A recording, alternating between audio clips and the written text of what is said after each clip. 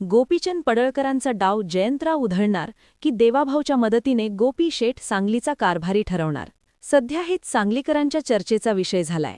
निकाल लागून 12 दिवस उलटले तरी सांगलीचा कारभारी कोण होणार हे ठरताना दिसत नाहीये. उलट रोज नवा गुंता निर्माण होतोय. सांगलीच्या या राजकीय आखाड्यात एका बाजूला महाविकास आघाडीचे भक्कम आणि मुत्सद्दी नेते जयंत पाटील आहेत, तर दुसऱ्या बाजूला भाजप नेते आणि सांगलीचे पालकमंत्री चंद्रकांत पाटील तसंच आमदार गोपीचंद पडळकर आहेत. आत्तापर्यंत 2 पाटलांमध्ये सुरू असलेल्या या सामन्यात तिसऱ्या पाटलांची एंट्री झाल्याने सांगलीच्या पॉलिटिक्समध्ये आणखी ट्विस्ट निर्माण झालेत. या सगळ्यात जयंत पाटलांना सत्ता स्थापनेसाठी केवळ एका सदस्याची गरज आहे, तर भाजपला सत्ता सोपान चढवण्यासाठी खूप साऱ्या राजकीय जोडण्या आणि तडजोडी कराव्या लागणार आहेत. आणि आज आपण सांगली जिल्हा परिषदेच्या याच तुल्यबळ लढतीचं विश्लेषण करणार आहोत. हा व्हिडिओ निव्वळ सांगली जिल्हा परिषदेचा अध्यक्ष कोण होणार यापुरता मर्यादित नाही, तर संपूर्ण जिल्ह्याचं राजकारण कोणत्या दिशेला जाणार आहे याचं उत्तरही यामध्ये आहे. त्यामुळे व्हिडिओ शेवटपर्यंत नक्की बघा, कारण शेवटी एक असा मोठा ट्विस्ट मी तुम्हाला सांगणार आहे ज्यामुळे सांगलीच्या राजकारणाची सगळी समीकरणं बदलून जाणार आहेत. गेल्यावेळी सहज सत्तेत बसलेल्या भाजपला यावेळी सांगलीकरांनी बहुमतापासून खूपच दूर ठेवलंय. त्यामुळेच आता सांगलीत सत्तेसाठीच्या साठमाऱ्या सुरू आहेत. हे सगळं पॉलिटिक्स समजून घेण्यासाठी आपण सुरुवातीलाच निकाल काय लागला हे बघूयात. सांगली जिल्हा परिषदेतील संख्याबळ. जिल्हा परिषदेत सत्ता स्थापन करण्यासाठी बहुमताचा जाधवी आकडा आहे 31. महाविकास आघाडीकडे राष्ट्रवादी काँग्रेस शरदचंद्र पवार पक्षाचे 18, काँग्रेसचे 11 आणि शिवसेना ठाकरे गटाचा 1 असे एकूण 30 सदस्य आहेत. याचा सरळ अर्थ असा की करेक्ट कार्यक्रम करण्यासाठी जयंत पाटलांना केवळ एका सदस्याचीच गरज आहे. 1 सदस्य आणि मावियाचा अध्यक्ष फिक्स असं हे समीकरण आहे. दुसरीकडे सांगलीत स्वबळावर लढलेल्या भाजपचे 16 सदस्य निवडून आलेत. भाजपचे छोटे मित्र असलेल्या रयत क्रांती संघटना आणि जनस्वराज्य शक्ती पक्षाचाही प्रत्येकी 1 सदस्य निवडून आलाय. म्हणजे त्यांचं संख्याबळ झालं 18. म्हणजे बहुमतासाठी आणखी 13 सदस्यांची गरज आहे.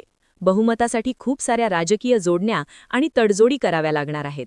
शिंदे सेनेचे 7 आणि अजित पवार यांच्या राष्ट्रवादी काँग्रेसच्या 6 सदस्यांची नितांत गरज आहे. त्याशिवाय भाजपची सत्ता येऊ शकत नाही. पण यामध्येच मोठा पेच आहे.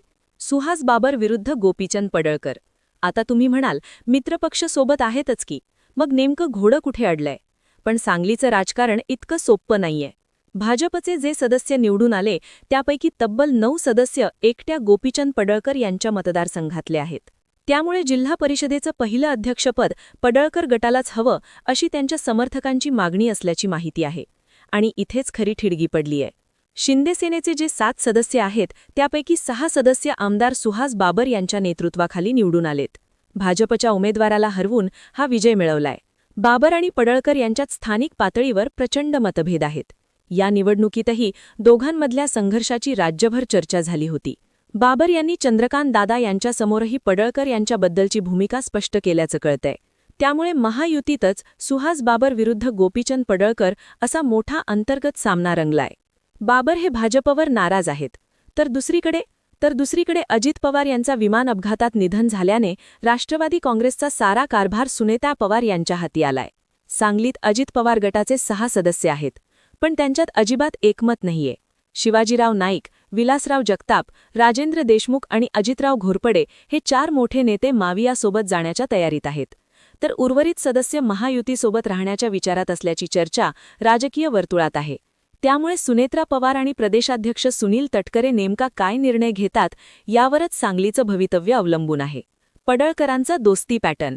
आता आपण या राजकारणातल्या सगळ्यात मोठ्या ट्विस्टबद्दल बोलणार आहोत.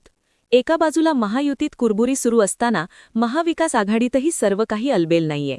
दिवंगत नेते आर पाटील यांचे बंधू आणि जिल्हा बँकेचे संचालक सुरेश पाटील यांनी नुकतंच एका जाहीर सत्कार्यात अत्यंत खळबळजनक विधान केलंय. स्थानिक पातळीवर होणाऱ्या त्रासाला कंटाळून आपण पुन्हा भाजपसोबत जावं असा त्यांनी सल्ला दिलाय. त्यामुळे खुद्द आमदार रोहित पाटील यांना तातडीने सारवासारव करावी लागली.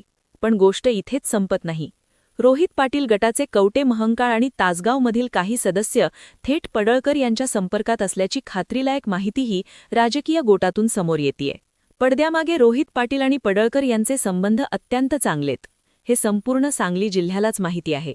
त्यामुळे पाटील यांचा गट पडळकरांना छुपी मदत करणार का हा खरा प्रश्न आहे. शिंदेसेना आणि अजित पवार गट सोबत आल्याशिवाय भाजपची सत्ता येऊ शकत नाही. याशिवाय सत्ता आणायची झाली तर प्रचंड मोठा घोडेबाजार करावा लागेल. महायुतीला बहुमतासाठी धावाधाव करावी लागत आहे. महायुतीतल्या अंतर्गत विरोध मोडून काढावे लागत आहेत. मुख्यमंत्री देवेंद्र फडणवीस यांनी त्यांची सारी ताकद पणाला लावली तरच बाबर आणि राष्ट्रवादी भाजपसोबत येऊ शकतात. पण जयंत पाटलांना फक्त एकच मोहरा आपल्या बाजूने वळवायचा आहे. शिंदेसेनेची नाराजी किंवा अजित पवार गटातील फूट यापैकी एकाचाही फायदा जयंतराव अचूकपणे घेऊ शकतात आणि आपला अध्यक्ष सहज बसवू शकतात. आता थोडक्यात सांगायचं तर पडळकर अत्यंत आक्रमकपणे सांगली जिल्हा परिषदेवर आपले वर्चस्व प्रस्थापित करण्यासाठी पुढे सरसावलेत. पण करेक्ट कार्यक्रम करण्यासाठी ओळखले जाणारे जयंतरावही टप्प्यात कार्यक्रम करण्यासाठी तयारीत फासे टाकलेत. आता यामध्ये कोण बाजी मारतो हे बघावं लागेल. पण तुम्हाला काय वाटतं, गोपी शेठचा डाव जयंतराव उधळणार का? सांगली झेडपीचा अध्यक्ष नेमका कोणाचा बसेल? कॉमेंट बॉक्समध्ये नक्की सांगा. तुम्हाला हे विश्लेषण आवडलं असेल तर चॅनलला सबस्क्राईब करा आणि ही माहिती तुमच्या मित्रांना